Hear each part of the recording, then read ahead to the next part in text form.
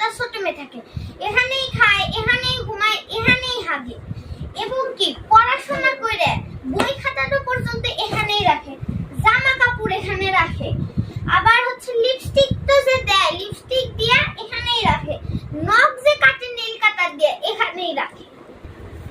তুই চুপ কর, তুই এই বাড়ির বড় মেয়ে, একটু ঘরে বসে যেতে পারিস না?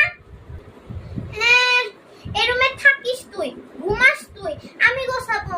ঠেকা পড়ছে, কথা বলতে তোমার ঠেকা পড়ছে, আর কাম করতে তোমার ঠেকা পড়ে না।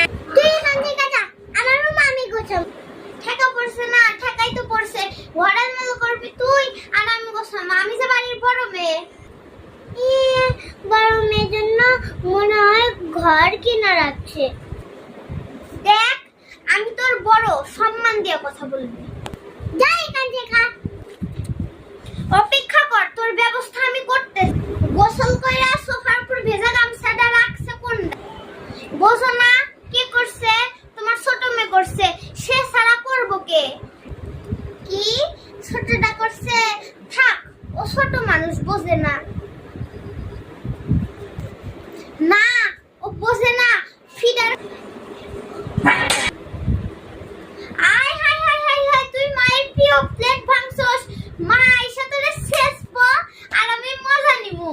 কি ভাঙলো রে? High high high high high, আমি ছোটবেলায় স্কুলে নাচে ফার্স্ট হয়ে তো পাইছিলাম। তোমার আদরের ছোট মেয়ে ভাঙছে, তোমার আদরের ছোট মেয়ে ভাঙছে।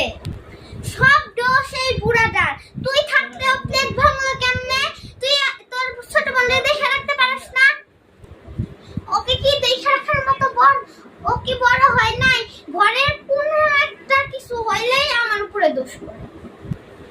এই বুড়াটা বেশি বাড়ছে, তোরে আমি বাড়ি থেকে বের করার ব্যবস্থা করতেছি। আজকে তোর বাপ আসুক, করো ব্যবস্থা। আমিও টাকা জমাইতেছি, আমিও থাকবো না আর এই বাড়িতে। আপনাদের যদি আমাদের ভিডিওটা ভালো লেগে থাকে তাহলে আমাদের অবশ্যই সাপোর্ট করবেন এবং আমাদের পাশে থাকবেন। আমরাও আপনাদের পাশে থাকবো।